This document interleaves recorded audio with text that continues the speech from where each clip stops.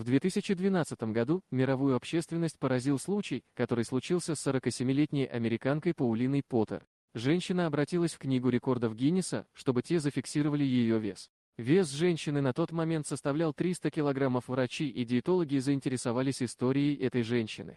По ее уверениям, все началось в подростковом возрасте. Она начала наверстывать упущенное, когда ее родители развелись. Она росла в бедной семье, и дети недоедали. На поверку оказалось, что практически все члены семьи девушки были довольно упитаны, любили есть по каждому поводу. К 17 годам вес девочки составлял почти 200 килограмм.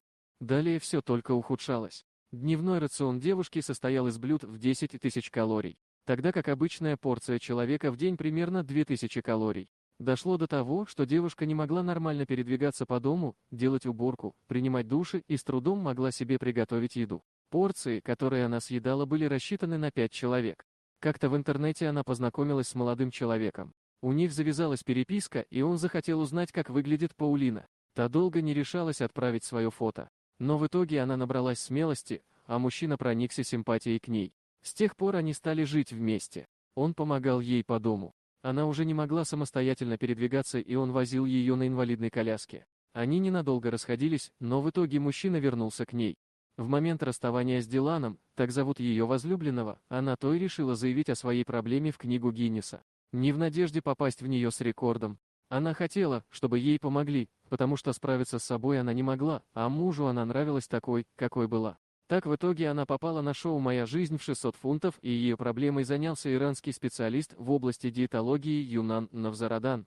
Он предложил решить проблему при помощи гастрошунтирования и уменьшить объем желудка. Женщина с радостью согласилась. В итоге после операции размер ее желудка был уменьшен на 70% и вес снижен на 100 кг. Он предложил ей ряд упражнений и определенный рацион питания. Однако через время она очень огорчила Юнана тем, что сорвалась и снова начала есть. В итоге все старания пошли на смарку. Она набрала примерно 130 кг.